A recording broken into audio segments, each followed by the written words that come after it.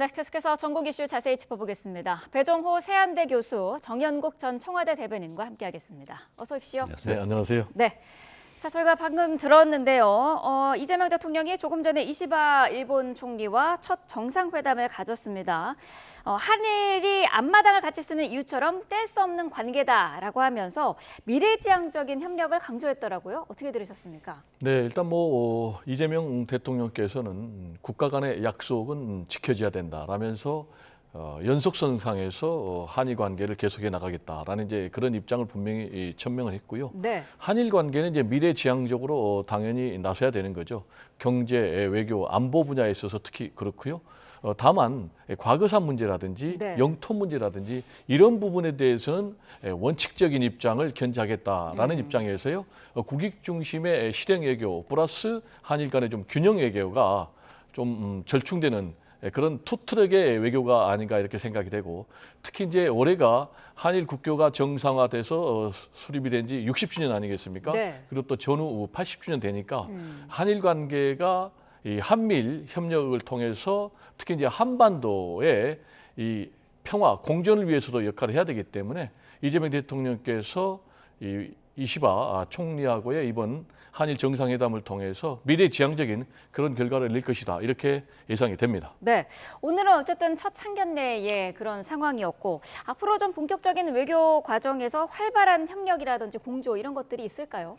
네, 아무래도 일본 쪽에서 봤을 때는 이재명 대통령의 반일 정서에 대한 걱정이 있었던 것 아니겠습니까? 그런데 오늘 두 분의 만남이 그런 걱정과 우려를 불식시키는 좋은 계기가 됐다고 생각이 됩니다. 특히 네. 이재명 대통령이 두 나라의 관계를 보완 관계로 더 나은 발전, 미래 발전을 위해서 나아가자, 이렇게 말씀을 하셨는데 좋은 메시지라고 보여집니다. 네. 이런 메시지는 아마 일본 국내에서도 굉장히 긍정적으로 받아들여질 것이라고 생각이 되고요. 특히 네. 이제 이재명 대통령 같은 경우는 과거 후보 시절에도 과거사와 관련해서는 별도로 관리하겠다, 이런 부분이었고, 외교에 있어서 실용 외교를 강조를 했기 때문에 일본과의 관계에서도 굉장히 좀 발전적인, 그리고 상호 존중하는, 그러면서 보완적인 이런 관계를 유지할 것이라고 생각이 됩니다. 오늘 만남은 구체적인 의제를 가지고 하나하나 이슈를 만든 것은 아닌 것 같은데, 네. 그렇다 하더라도 두 분이 만나서 좋은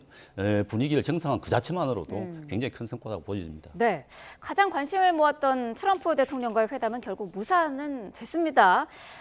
어떻습니까? 이 대통령이 만약에 나토 회의를 가게 되면 그때 회담을 할 수도 있을까요? 아무래도 지금 미국과의 통상 관세 네. 부분에 대해서 뭔가 좀 돌파구를 만드는 것이 굉장히 중요한 것 아니겠습니까? 이번에 이제 이재명 대통령께서 12일 만에 취임, 12일 만에 G7 정상회의에 참석하기로 결정한 것도 트럼프 미국 대통령과 만나서 이 관세라든지 이 통상 부분에 있어서 뭔가 좀 획기적인 돌파구를 만들겠다라는 네. 이제 그런 것 때문에 참석한 것으로 전해지고 있는데, 문제는 중동 사태 때문에 트럼프 미국 대통령이 급거 귀국한 것 아니겠습니까? 네. 그래서 구체적으로 일정까지 조율이 됐는데 한미 정상회담이 무산이 됐기 때문에 그러면 24, 25일 날 나토 정상회의가 있단 말이에요. 그래서 네. 나토 정상회의에 이재명 대통령이 참석을 하는 것이 좋냐 나쁘냐 라는 것과 관련해서는 또 찬반 양론이 있었어요. 그렇지만은 이번에 트럼프 미국 대통령과의 한미 정상회담이 불발이 됐기 때문에 네. 나토 정상회의에 이재명 대통령이 참석하는 쪽으로 정리가 되지 않을까, 이렇게 생각이 되고, 네. 또 트럼프 미국 대통령이 이재명 대통령을 초청했지 않습니까? 그래서 이재명 대통령의 미국 방문도 최대한 좀 빨라지지 않을까, 이렇게 전망이 됩니다. 네, 어쨌든 정상회담 자체는 무산이 됐습니다만은 우리 측도 그렇고 미국 측도 그렇고 통상 외교와 관련된 실무진들은 이 정상들이 만나기 전에도 계속 어쨌든 협의는 하는 것 같아요. 그렇습니다. 계속 하고 있는데, 이번에 정상회담을 통해서 정상들이 어느 정도 방향을 설정했으면 실무회담도 훨씬 더 수월했을 텐데 네. 상당한 아쉬움이 있습니다. 그렇지만 나토 정상회의에 일정은 빡빡합니다만은 참석하는 것이 좋겠다고 생각이 되는데, 네. 반면 민주당 내에서 대해서도 약간 이견이 있는 것 같습니다. 그렇지만은 국제사회에서 한국에 대한 위상 이런 것을 생각했을 때는 참석하는 것이 바람직할 것이다 생각이 되고요. 네. 물론 뭐 트럼프 대통령과의 정상회담이 이루어지지는 않았지만은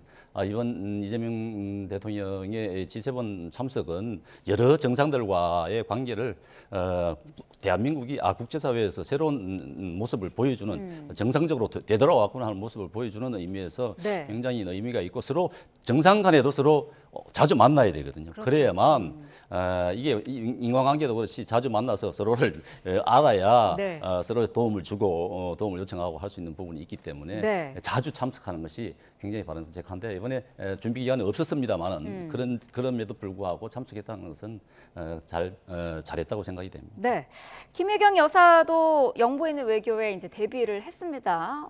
어제 전통 한복을 입은 모습도 눈길을 많이 끌었는데 어떻습니까? 성공적인 데뷔라고 평가를 하시나요? 저는 뭐 개인적으로 좀 긍정적으로 평가하고 언론도 네. 뭐 허니문 기간을 감안해서도 그랬겠지만 전체적으로 호평을 하고 있는 것 같습니다. 일단 뭐 전통 한복을 입고 국제 외교 데뷔 무대에 나선 것은 굉장히 잘한 것 같고요. 네. 그리고 무엇보다도 저는 좀 소란스럽지 않은 겸손한 내조, 특히 이제 캘거리에 있는 우리 교포들과의 만남에서 그런 모습이 굉장히 좀 눈에 띄는 그런 대목이 아닌가. 오히려 그래서 저는 이제 스스로 낮추면 낮출수록 네. 더 높아지는 것이 아닌가 이런 생각이 들었고요. 김건희 전임 영부인 여사 같은 경우는 사실 좀 안타깝게도 해외 순방 때마다 여러 가지 잡음이 있었잖아요.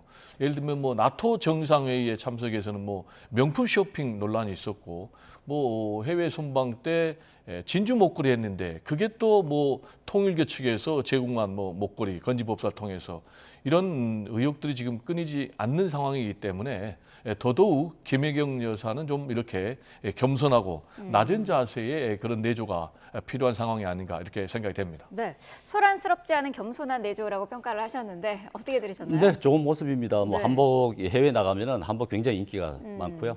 또 한인 캐나다 캘거리에서 한인들 교민들과 만났던데 좋은 모습입니다. 좋은 모습이고 지금 교민들 같은 경우는 국내 사정 때문에 굉장히 걱정이 많았던 게 사실이거든요. 네. 그렇기 때문에 영부인 자체만 보더라도 한복만 보더라도 굉장히 위안이 됐을 것이라고 생각이 됩니다. 네, 어제 여야 신임 원내대표들의 상견례 자리가 있었는데 여기서 김명기 원내대표가 이 대통령이 여야 원내대표를 오찬을 이제 함께하자 이렇게 제안했다고 밝혔더라고요.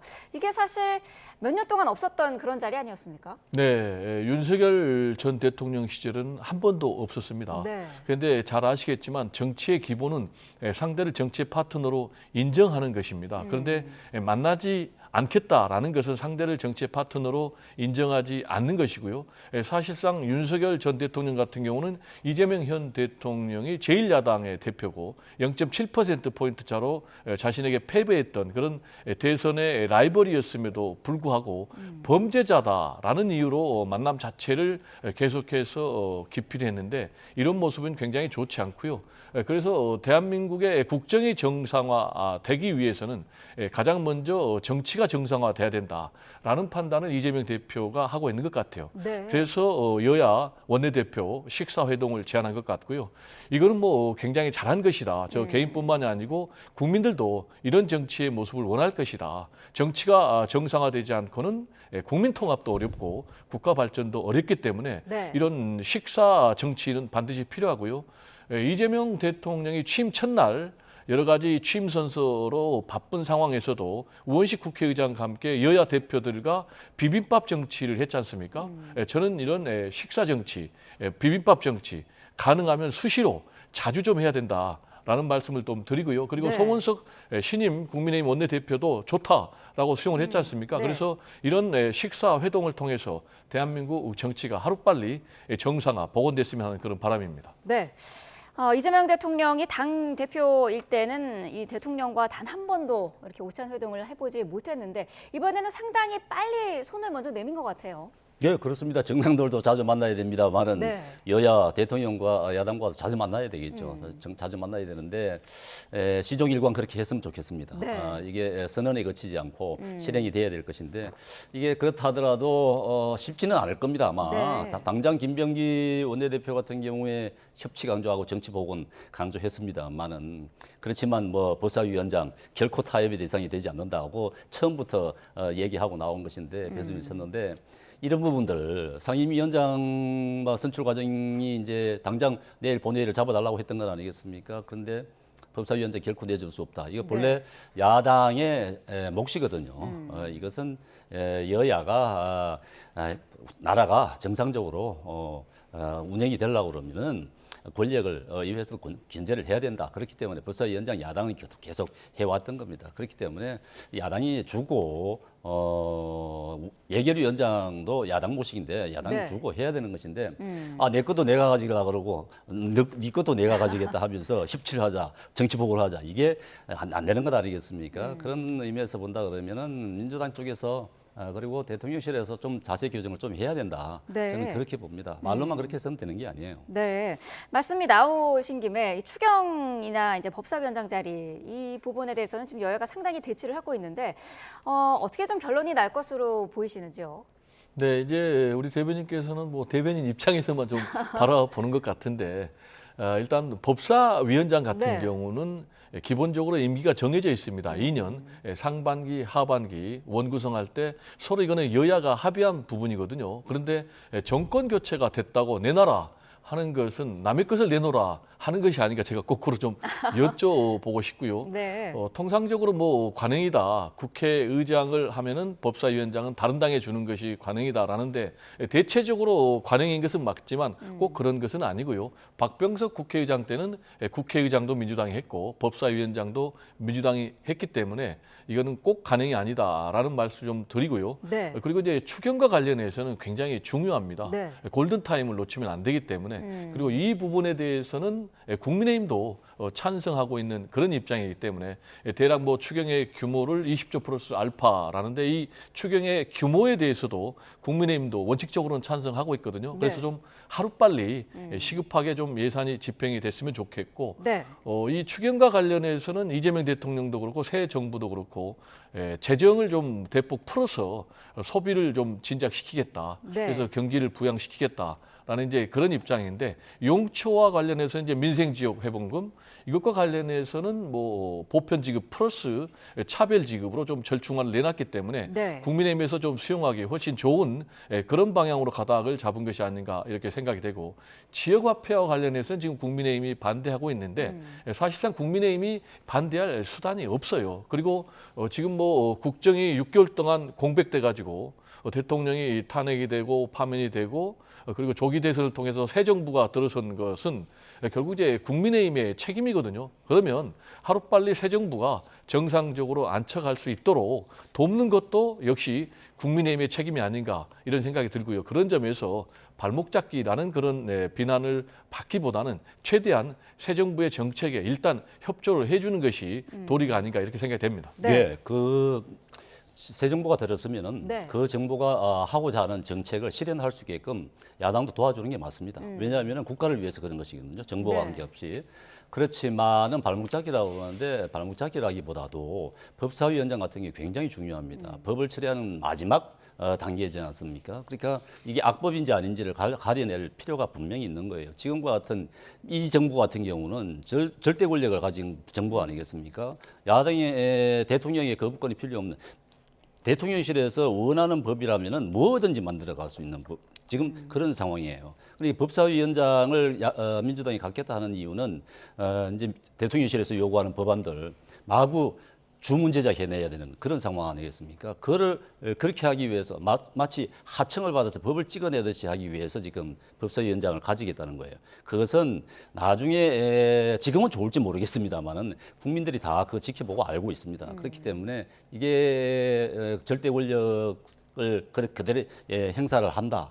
이 부분이 결코 덕이 되지 않을 겁니다. 그런 의미에서 봤을 때는 지금 좀 힘들다 하더라도 야당에서 견제를 할 수 있는 그런 장치를 둬야 된다. 그런 의미에서 보면은 민주당이 오히려 법사위원장은 야당에서 가져가라 하는 것이 더 나을 것입니다. 그게 나라를 위해서도 좋을 것이라고 저는 생각이 됩니다. 네, 말씀하신 이런 부분들을 포함해서 지금 여야가 협의를 해야 될 사안들이 많은데 그래서 어제 여야 회동 정례화 문제도 이제 논의가 됐습니다. 일주일에 한 번 정도 회동을 하는 것으로 이제 얘기가 나왔는데 어쨌든 만나면 자주 가질수록 좋은 거 아닙니까? 그렇습니다. 만나야 됩니다. 만나야 대화가 되고 네. 협치가 되는 것 아니겠습니까? 그래서 여야 원내대표들이 일주일 정례화하는 것은 굉장히 잘한 거고요. 네. 또 지금까지 우리 국회의 모습을 국민들 입장에서 보면 일하는 국회라기보다는 싸우는 국회 아니겠습니까? 특히 이제 윤석열 정부에 있어서 대결적 정치 그리고 또 검찰권을 동원한 죽이기 정치 이런 모습만 보였기 때문에 지금 말씀하신 대로 여야 원내대표가 수시로 만나서 국민들이 필요로 하는 그런 민생 개혁 법안에 대해서 생산적인 결과물을 거의 내놓지 못했기 때문에 네. 제가 볼 때는 이제라도 이재명 정부가 들어왔기 때문에 특히 이제 이재명 대통령의 입장에서도 아까 제가 말씀드린 대로 이 진영 간의 갈등을 메꿔야 되기 때문에 그러기 위해서는 국민 통합을 해야 되거든요. 그러기 위해서는 아까 말씀드린 대로 정치가 정상화돼야 된다. 그러기 위해서는 여야 원내사령탑인 원내대표들이 수시로 만나야 된다라는 좀 말씀을 좀 드리고요. 네. 그리고 또 특히 집권당 이제 원내대표가 됐어요. 그럼 좀 수시로 좀 밥을 많이 샀으면 좋겠어요. 네. 네, 밥 먹으면서 저는 뭐 식사 정치를 굉장히 중요하게 생각하는 이유가 네. 일단 식사를 한다는 것은 상대를 인정하는 것은 기본이고 이 음식을 나눈다는 것은 생명을 공유하는 것이거든요. 그래서 저는 이런 생산적인 정치를 위해서 이렇게 정례 회동, 특히 식사를 곁들인 그런 회동을 하라라는 말씀을 꼭 좀 드리고 싶습니다. 네, 어떻게 들으셨어요? 좀 딱딱한 테이블에서의 이런 회동보다 식사를 겸한 좋죠. 회동인데. 그런 앞서서 말씀드렸다시피 그런 생각을 시종일관 유지하시면 좋을 것 같습니다. 알겠습니다. 아무래도 여당이지 않습니까? 그러면 소수 야당이잖아요. 진짜 참 힘없는 야당인데 힘없는 야당 예우를 해주는 것이 좋죠. 네. 네. 자, 김민석 총리 후보자 청문회 일정이 잡혔습니다. 24일, 25일 이틀간 열리는 걸로 이제 여야가 합의를 했는데 애초에 야당은 이틀로는 부족하다고 하지 않았습니까? 지금 제가 생각해도 이틀로 다 될까 싶습니다. 의혹이 너무 많습니다. 네. 지금 왜 이렇게 이 김민석 총리 후보자는 채무 관계가 이렇게 복잡한지 지금까지 총리 후보자 가운데 이런 적이 있었나 싶습니다. 근데 대체로 보면은 전체적으로 봤을 때 이 본인의 돈, 자기 돈으로는 정치하고 생활하고 하지는 않은 것 같아요. 모두 다 외부인들의 도움을 받아서 정치하고 생활을 한 것 같은데 이런 부분에 있어서 좀 깔끔하게 정리가 된 상태였다 그러면 모르겠습니다만은 모두 다 해명이 제대로 되지 않는 부분이에요. 네. 그러니까 가장 가까운 사례가 이제 2020년도 마이너스 5억 8천의 재산이었는데 5년 만에 2억의 재산이었다. 그럼 8억이 늘어나는 것인데 8억이 어떻게 해서 그만큼 늘어났느냐? 국회의원 세비가 5억 정도밖에 안 되는 것인데 재산이 어디서 그만큼 늘어났느냐 하는 부분에 대한 해명이 있어야 되고요. 그 해명도 그냥 말로만 할 게 아니고 자료를 가지고 해명해 주는 것이 바람직하다. 그리고 대체로 이제 김민석 후보 같은 경우는 오랜 기간 동안 야인 생활을 했던 것 아니겠습니까? 네. 직업 없이 이제 자기 돈으로 자기 손으로 돈을 벌어본 경우가 그렇게 많지 않거든요. 일종의 직업 정치인이었는데 그런 어려운 과정에서 빚이 많은 그런 어려운 가운데서도 추징금 내고 또 아들 비싼 국제학교 보내고 유학 보내고 또 빚 탕감하고 이렇게 했다는 것 아니겠습니까? 그럼 그 돈이 또 어디서 나왔느냐 이런 부분에 대해서는 국민들이 사실 이해가 하기 어려운 부분들이 많아요. 그렇기 때문에 이것을 야당에서 지금 94건의 자료를 제출 요구를 했는데 단 2건밖에 주지 않았다고 하는 거거든요. 그렇기 때문에 인사청문회를 통해서 국민들이 이 의혹을 갖고 있는 이런 부분에 대해서는 네. 분명히 밝힐 필요가 있다고 생각이 됩니다. 예, 자 잠시만요. 정부와 더불어민주당이 추가 경정 예산안 편성 관련해서 최종 조율을 위해서 비공개 실무 당정 협의회를 열었는데요. 결과 발표 내용 들어보겠습니다. 체계가 가동되고 있는 것은 아니죠.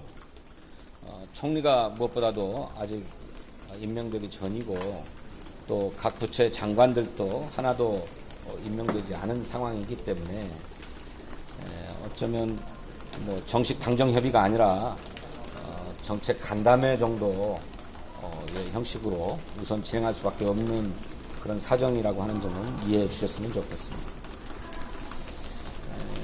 오늘 정부가 대통령의 지시로 긴급하게 편성한 추가 경정 예산안을 보고했습니다.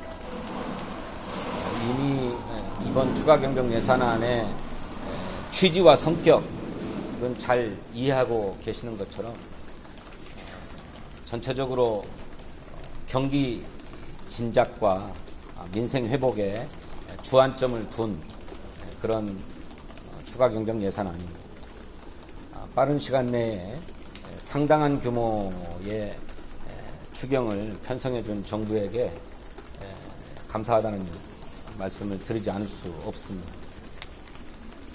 또 동시에 과거 정부에서는 세수 결손의 책임을 피하기 위해서 세입 경정이라고 하는 절차를 밟지 않고 정부의 이러저러한 예산과 기금들을 빼돌려 가지고 또 때로는 예산 집행을 불용하면서 세수 결손에 대응해 왔는데 이번 정부는 솔직하게 세수상의 문제를 국민께 인정하고 국회 동의를 받아서 세입 경정을 하기로 결정한 것도 투명한 행정 또 투명한 재정에 진일보한 결정이라고 생각해서 크게 환영합니다. 그 구체적인 규모에 대해서는 정부에서 별도로 발표하고 또 보도될 수 있는 시기가 있을 터이니까 오늘 제가 드리는 말씀에서는 그런 규모에 대해서는 말씀드리지 않겠습니다.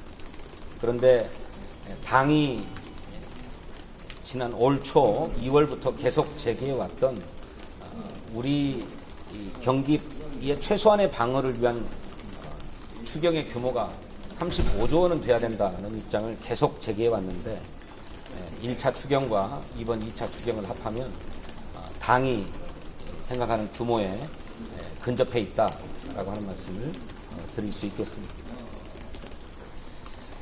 여러분들 가장 큰 관심이 이번 추경안에 이른바 민생회복지원금 또 민생회복 소비 쿠폰 이제 사업이 반영되느냐인데 반영되어 있습니다.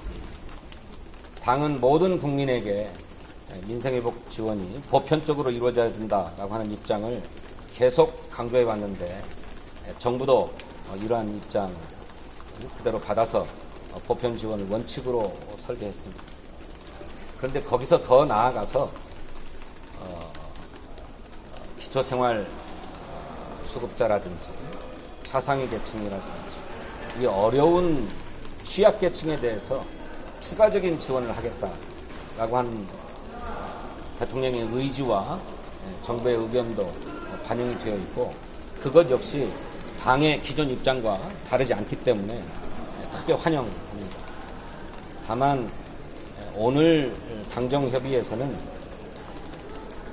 거기에 더해서 인구 소멸 지역에 대한 각별한 관심이 필요하다. 또 서울 수도권보다는 비서울, 지방, 비수도권의 지방민들에 대한 우대가 필요하다.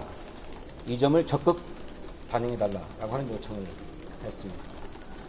그래서 아까 말씀드렸던 것처럼 취약계층에 대한 추가 지원, 거기에 더해서 인구 소멸 지역을 포함한 지방 주민들에 대한 추가 지원까지도 정부에 요청하고 정부가 적극적으로 수용키로 했다는 점을 말씀드립니다. 다만 정부의 행정 절차상 이것이 정부 안에 담겨서 국회에 제출되기는 어려울 것 같습니다. 당장 내일 국무회의에서 정부의 추경안을 의결할 예정이라고 하기 때문에 이러한 당의 의견을 정부가 수용해서 국회의 예산안 심사 과정에서 반영될 수 있도록 하겠다라고 하는 정부의 답변이 있었습니다. 또 하나 이번에 지역 사랑 상품권, 지역 화폐도 추가로 반영되었습니다. 우리 당은 올 본 예산을 심사하는 2024년 정기국회 과정에서 지역화폐 발행에 대한 지원 예산의 규모가 2조 원은 돼야 되겠다라고 주장한 바 있고, 올 초 추경 편성 당시에는 최소한 1조 원이 반영돼야 된다라고 주장한 바 있는데, 그러한 결과 당의 요구에 미치지 못하게 한 4천억 규모가 반영이 되었습니다만, 이번 2차 추경에서 추가로 지역화폐 발행 지원 예산이 반영되게 되었다. 그런데 이것을 마지못해서 발행하는 게 아니라 지방으로 갈수록 할인율이 커지도록 설계해야 되겠다라고 적극 주문하고 요청했습니다.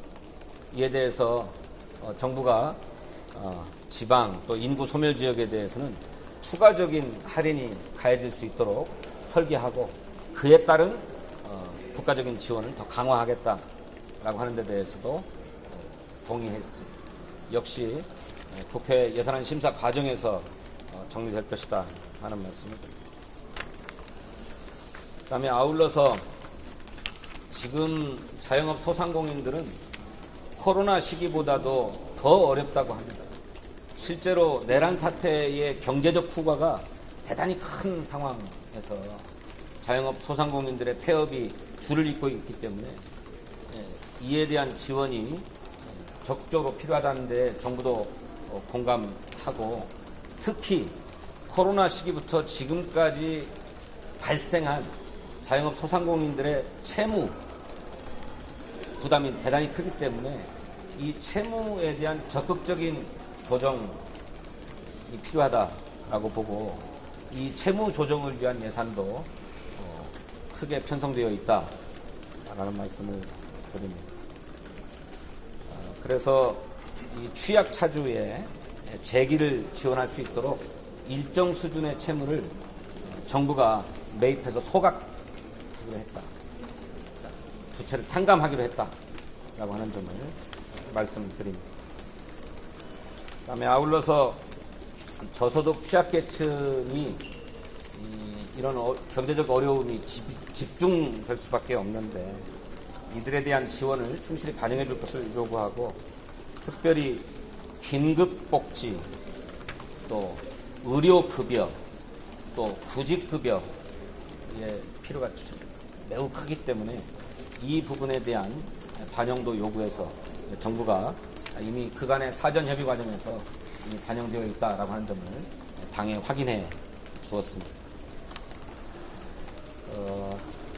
이상과 같이 오늘 대통령실, 그다음에 기획재정부와 함께 벌인 추가경정 예산안 정책협의의 결과를 말씀드립니다. 제가 빠진 게 있으면 두 분께서 보강해 주시고, 혹시 질문 짧게만 받겠습니다. 상세한 내용은 저희들이 브리핑하기 어려운데 질문에 대한 답변을 두 분 수석님께서 해주시면 좋겠습니다. 질문하시죠.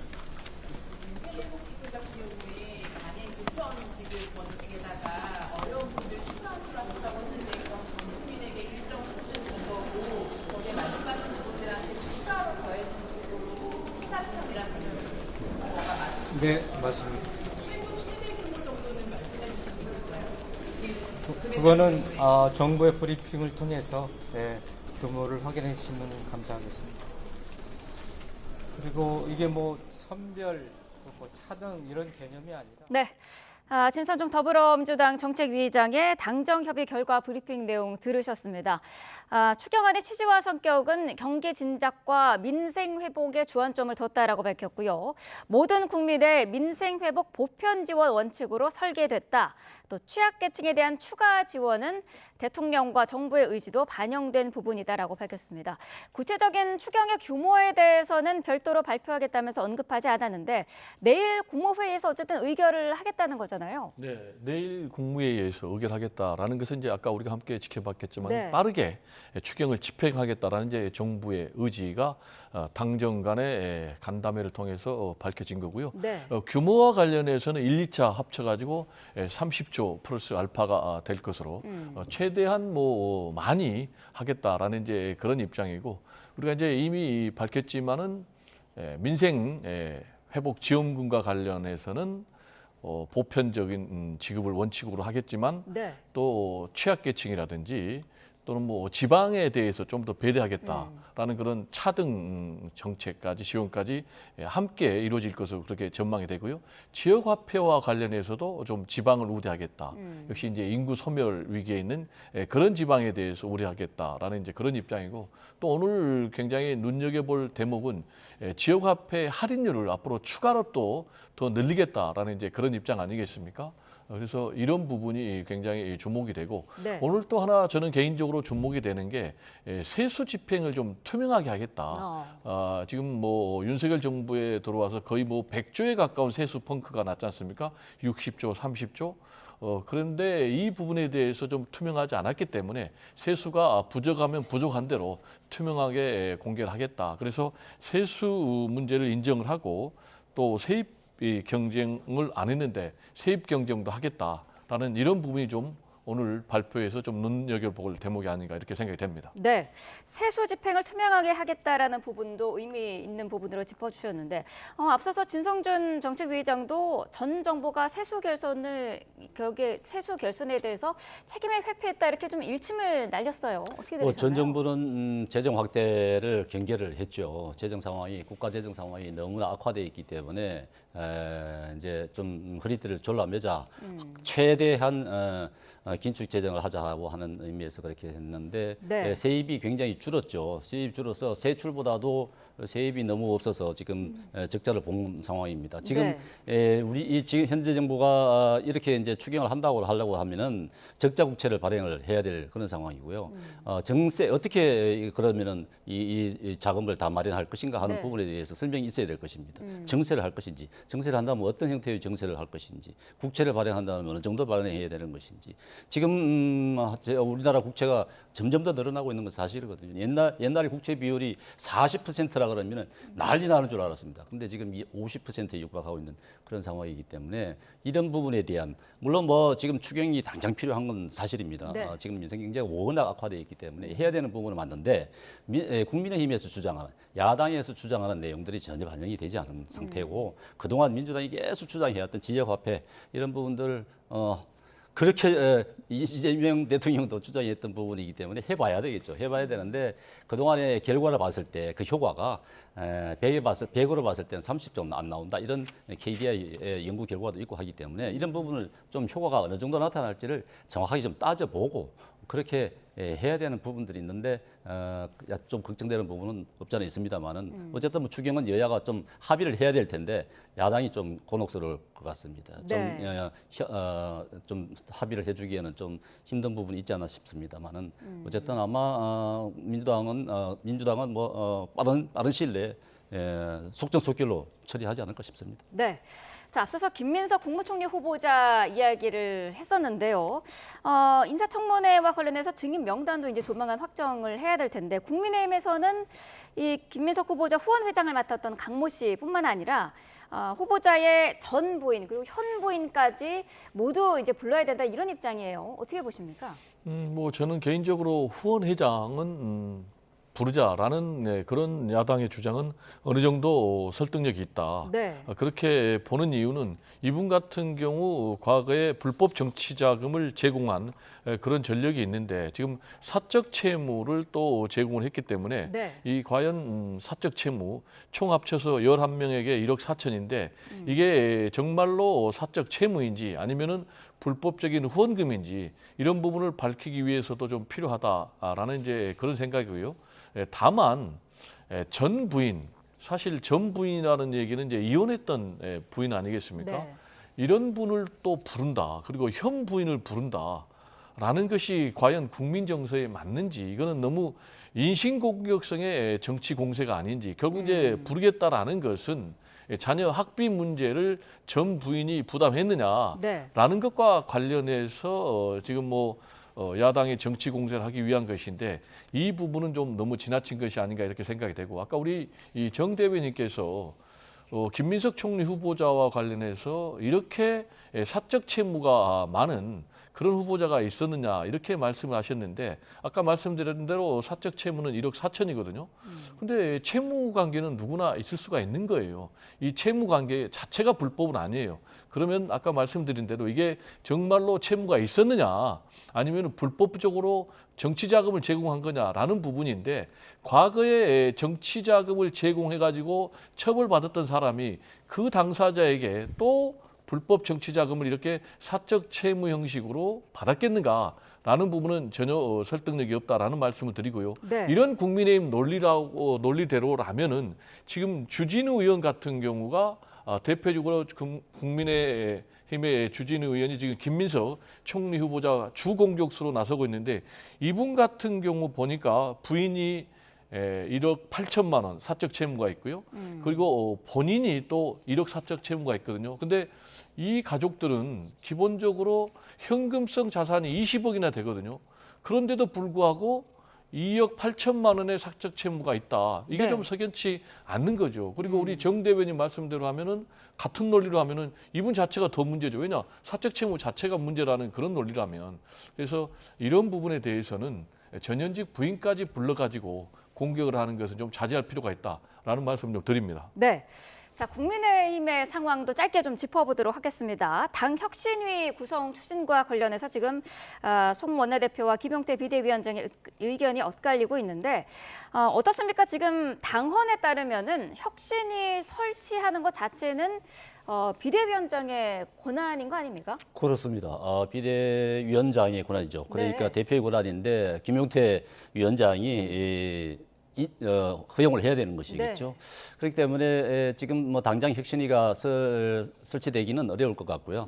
비대위원장 임기가 끝나야 이제 혁신위가 들어설 수 있는 것이겠죠. 네. 그런데 이게 혁신위에 대해서 송원석 신임 원내대표는 이제 혁신위를 설치하겠다는 것이고 김용태 비대위원장은 혁신위에 반대하는 그런 상황입니다. 국민의힘에 어떤 문제가 부딪히면 항상 혁신위를 지금 얘기를 하고 있는 것 아니겠습니까? 그 전에 2022년도에 최재형 혁신위가 있었고 2023년에 인요한 혁신위가 있었고 근데 혁신위 할 때마다 그 특별한 결과가 있었던 건 아니에요. 그렇기 때문에 혁신위에 대해서 좀 약간의 부정적인 인식이 있다고 봐야 될 것입니다. 그런데 혁신위를 마련하겠다는 것은 시간적 여유를 좀 벌겠다. 좀 그렇게 된다 그러면은 유야무야 될 가능성이 있다. 혁신이 쇄신성이 좀 문제가 될 수가 있다. 이런 생각을 할 수밖에 없는 것 아니겠습니까?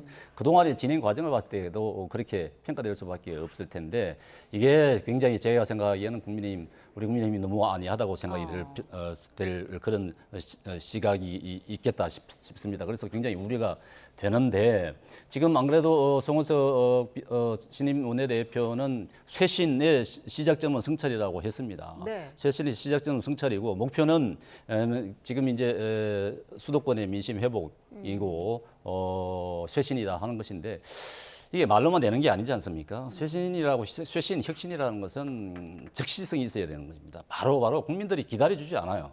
국민들이 기다려주지 않기 때문에 즉각적으로 이루어져야 되는 것이고 또 국민들은 또 국민들에게 보여지는 게 있어야 됩니다. 쇄신의 형태가 어떤 형태로 나타나는지 가시성이 있어야 되는 거죠. 보여져야 되는 것입니다. 가시성이 있어야 되는 것이고 또 국민들이 기대하는 만큼의 이상, 국민들이 기대하는 그 이상의 쇄신안이 나와야 되는 거예요. 그런 폭발성이 있어야 되는 것인데 지금 그냥 뭐 혁신위를 마련해서 혁신안을 마련하겠다 이런 그런 구상 가지고는 국민들의 요구에 부응을 할 수 있을까?